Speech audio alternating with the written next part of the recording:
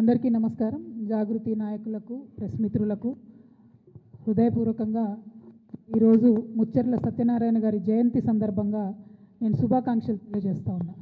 శుభాకాంక్షలు ఎందుకు అని అనుకోవచ్చు అందరూ. శుభాకాంక్షలు ఎందుకు అని అంటే, మనం ఏదైతే ఒక మార్గం ఎన్నుకొని పోతా ఉన్నామో ఆ మార్గాన్ని చూపించి ఆ మార్గంలో నడిచినటువంటి వ్యక్తి వారిని స్మరించుకోవడం, ఇక్కడ ఉన్నటువంటి అనేకమైన కొత్త తరం నాయకులకు వారి యొక్క జీవిత చరిత్రను తెలపడం, వారిని స్మరించుకోవడం ద్వారా స్ఫూర్తిని తీసుకొని ఒక సంస్థగా మనం తెలంగాణ జాతి మొత్తాన్ని జాగృతం చేసేటటువంటి బాధ్యత భుజాన వేసుకొని పోతాం. కాబట్టే నేను తెలియజేస్తా ఉన్నా.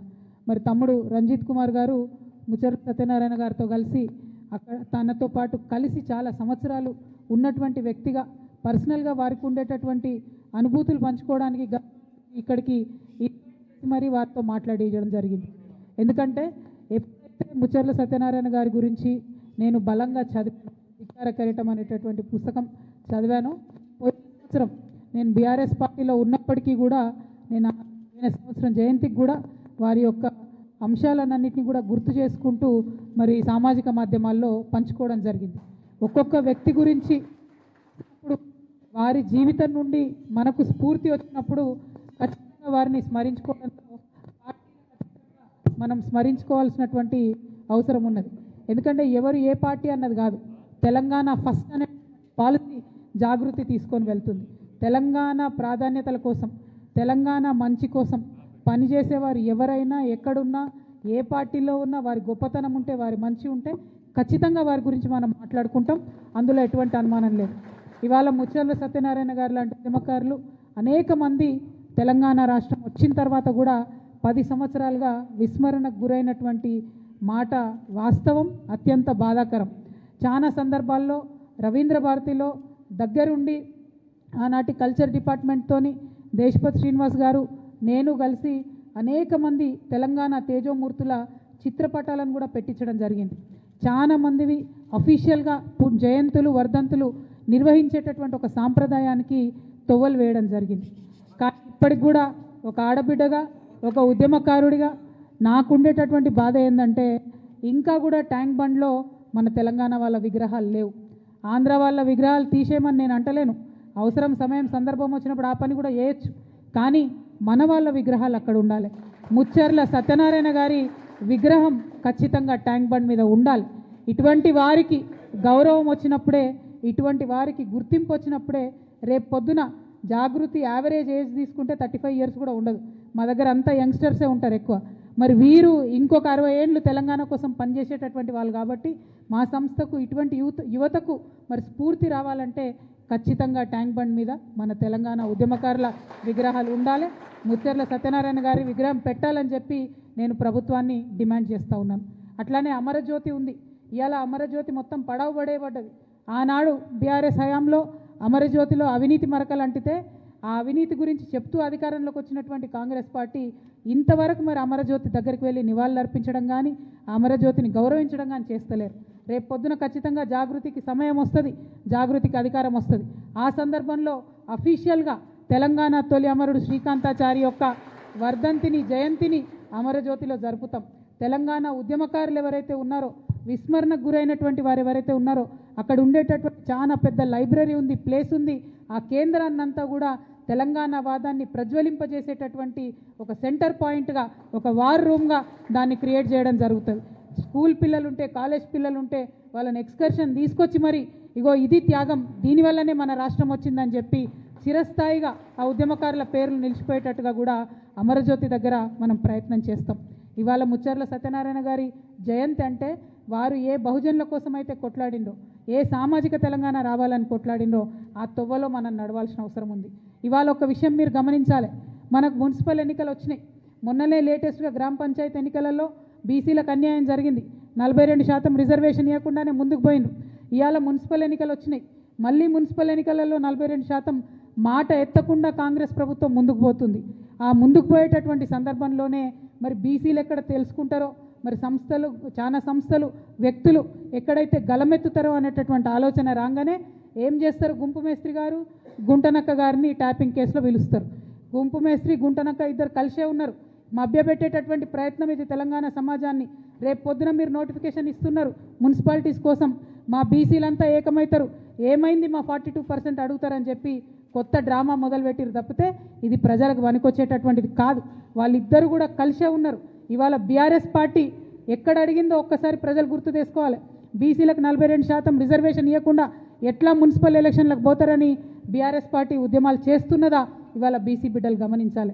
కాంగ్రెస్ పార్టీ ఆలోచన చేస్తున్నదా ఇవాళ బీసీ బిడ్డలు గమనించాలి. మరి ఖచ్చితంగా 42% ఇవ్వకుండా మున్సిపల్ ఎన్నికలకు వెళ్ళడం అంటే బీసీలను మోసం చేయడమే అని జాగృతి భావిస్తూ ఉన్నది. మరి సత్యనారాయణ గారి స్ఫూర్తితోని మేము మరొకసారి డిమాండ్ చేస్తూ ఉన్నాం, ఏం తొందర లేదు, ఎన్నికలకు ఏం ఇబ్బంది లేదు.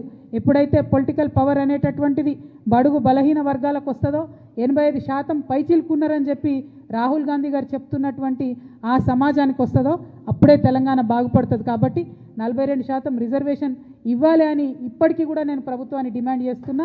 ఆలస్యం కాలేదు, ఆ దిశగా ఆలోచన చేయాలి. ఒకవేళ ఇవ్వకుండా ప్రభుత్వం ముందుకు పోతే మాకు చాలా మంది ఫోన్లు చేస్తున్నారు, జాగృతిగా మీరు మద్దతు ఇవ్వండి అని. మేము ఇంకా ఫుల్ ఫ్లెజ్డ్ పొలిటికల్ పార్టీ కాలేదు, ఎన్నికల్లో పోటీ చేసే పరిస్థితి లేదు.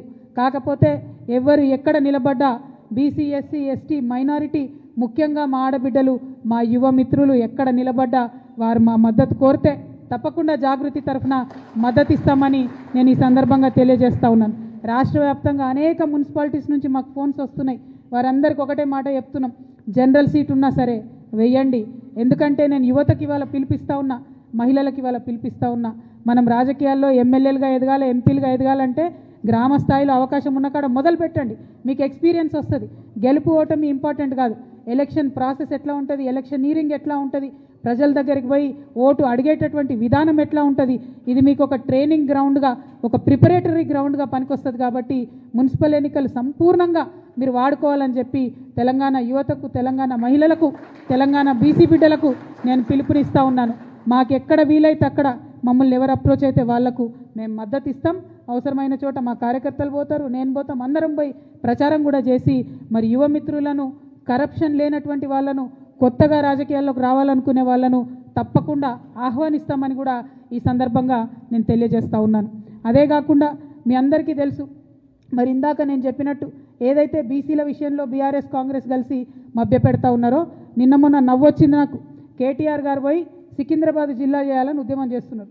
10 ఏళ్లలో సికింద్రాబాద్ జిల్లా చేయమని అడిగినటువంటి వాళ్ళందరినీ కూడా అణచివేసి జైళ్లలో వేసి విస్మరించి ఇవాళ మళ్ళా కొత్తగా పోయి సికింద్రాబాద్ జిల్లా చేయాలని కేటీఆర్ గారు మాట్లాడుతూ ఉన్నారు.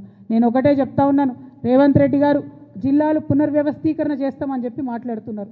కానీ మనందరికీ తెలుసు, జనగణన చేస్తున్నటువంటి కేంద్ర ప్రభుత్వం జిల్లాల పునర్విభజన పైన పాబంది పెట్టింది 2027 వరకు. అయినా సరే రేవంత్ రెడ్డి గారు నేను పునర్విభజన అని మాట్లాడుతున్నారు. అది ఇప్పట్లో కాదు. కానీ జాగృతిగా మేము డిమాండ్ చేస్తూ ఉన్నాం, జిల్లాల పునర్విభజన ఎప్పుడు జరిగినా సికింద్రాబాద్ని ప్రత్యేక జిల్లాగా ఏర్పాటు చేయాలని చెప్పి మేము డిమాండ్ చేస్తూ ఉన్నాం. అట్లానే హుజూరాబాద్లో వరంగల్ దగ్గర ఒక డిమాండ్ ఉంది. పివి నరసింహారావు గారు ఒక్కరే ఒక్కరు మన తెలంగాణ నుంచి ఎదిగి ప్రధానమంత్రిగా పోయినరు, వారి పేరు పెట్టాలనే డిమాండ్ ఉంది. ఏదో ఒక జిల్లాకు పివి నరసింహారావు గారి పేరు పెట్టాలని కూడా ఈ సందర్భంగా నేను డిమాండ్ చేస్తూ ఉన్నాను. మరి ఇక్కడ ఇంకొక విషయం, బీసీ నాయకులు ముఖ్యంగా బీసీ మేధావులు ఆలోచించాలని నేను కోరుతా ఉన్నాను.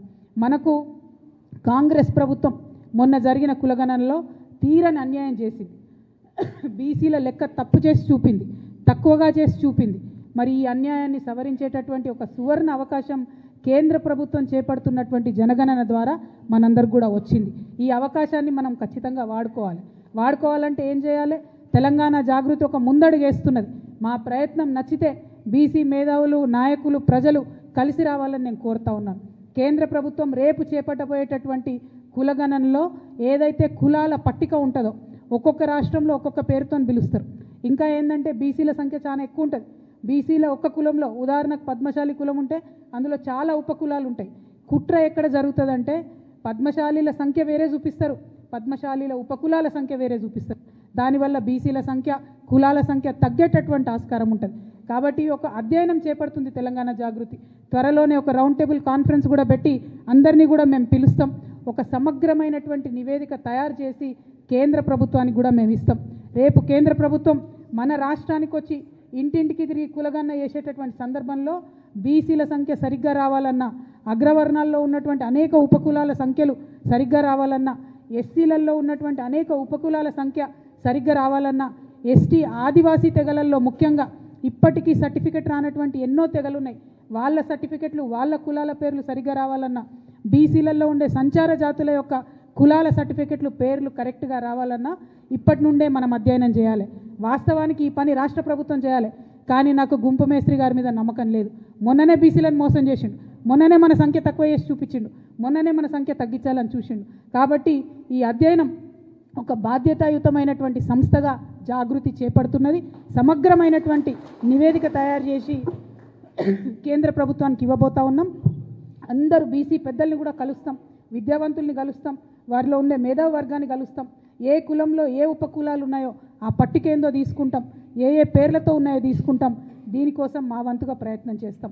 మరి ఇది ఇలా మేము చేస్తున్నామంటే ఇటువంటి పెద్ద మనుషులు ముచ్చర్ల సత్యనారాయణ గారు లాంటి వాళ్ళు వారి ఏజ్లో వారి సమయంలో 1962లో 69లో 1952లో ముల్కీ దగ్గర నుంచి మొదలు పెడితే, తొలి దశ తెలంగాణ ఉద్యమం దగ్గర నుంచి మొదలు పెడితే మలి దశ తెలంగాణ ఉద్యమంలో బీఆర్ఎస్ పార్టీతో కలిసి పనిచేసేంత వరకు కూడా జీవిత పర్యంతం కూడా తను తెలంగాణ మంచి కోసం కష్టపడ్డాడు, తెలంగాణ బహుజనుల కోసం కష్టపడ్డాడు, తెలంగాణ బడుగు వర్గాల కోసం మాట్లాడిండు. కాబట్టి వారి స్ఫూర్తిని తీసుకొని ముందుకు వెళ్తాం, వారి స్ఫూర్తిని తీసుకొని జాగృతి ప్రయత్నం చేస్తుందనే విషయాన్ని ప్రజలందరికీ కూడా తెలియజేస్తూ, మరి ఇవాళ వీరితో మొదలుపెట్టినాం.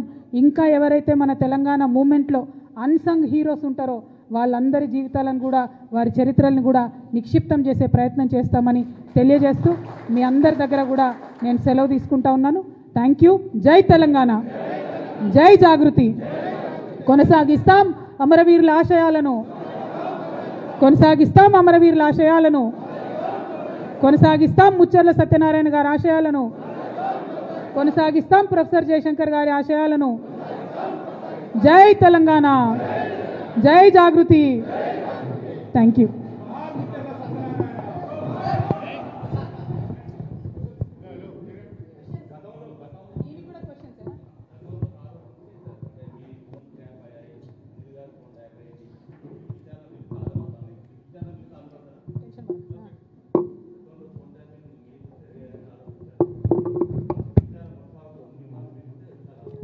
నేనేమంటున్నా, బోల్డని విచారణలు చేసింది ఈ ప్రభుత్వం, రిజల్ట్ ఏమొచ్చింది? ఒకటి. రెండు, మున్సిపల్ ఎన్నికల టైంలోనే ఎందుకు విచారణకు పిలుస్తున్నారు, మున్సిపల్ ఎన్నికల టైంలోనే ఎందుకు షో చేస్తున్నారు, ఇప్పుడు పబ్లిక్ అటెన్షన్ ఎందుకు డైవర్ట్ చేస్తున్నారు? ఎందుకంటే బీసీలు అడగద్దు, 42% మాకు ఎందుకు ఇవ్వాలని అడగద్దు. హైదరాబాద్ మహానగరంలో చాలా నగరాలలో ఎంత రిజర్వేషన్ వచ్చింది? 31% వచ్చింది, కొన్ని చోట్ల 36 వచ్చింది, కొన్ని చోట్ల 37 వచ్చింది. అంటే 42 మాత్రం ఎక్కడా కూడా రాలేదు. ఆ 42 అడగొద్దు అనేటటువంటి ఉద్దేశంతో ఎన్నికలు అనేటటువంటిది మున్సిపల్ కేంద్రాలలో జరుగుతున్నాయి కాబట్టి మరి ఫోన్ ట్యాపింగ్ అనే విషయం ఎక్కువ పట్టణ ప్రాంతాల్లో ఈజీగా అర్థమవుతుంది కాబట్టి ఆ అడ్వాంటేజ్ తీసుకోవడానికే ఇవాళ విచారణకు పిలిచిరు తప్పితే ఆ విచారణ తుదముడుతుందని కానీ ఆ విచారణ వల్ల నాలాంటి బాధితులకు న్యాయం జరుగుతుందనే నమ్మకం నాకు కాంగ్రెస్ ప్రభుత్వం మీద, గుంపు మేస్త్రి గారి మీద లేదు. నేను 100% చెప్తున్నా, ఇది గుంపు మేస్త్రి గారు, గుంటనక్క గారు కలిసి బీసీ ప్రజలను మభ్యపెట్టడానికి ఆడుతున్నటువంటి నాటకం. Thank you. జై తెలంగాణ.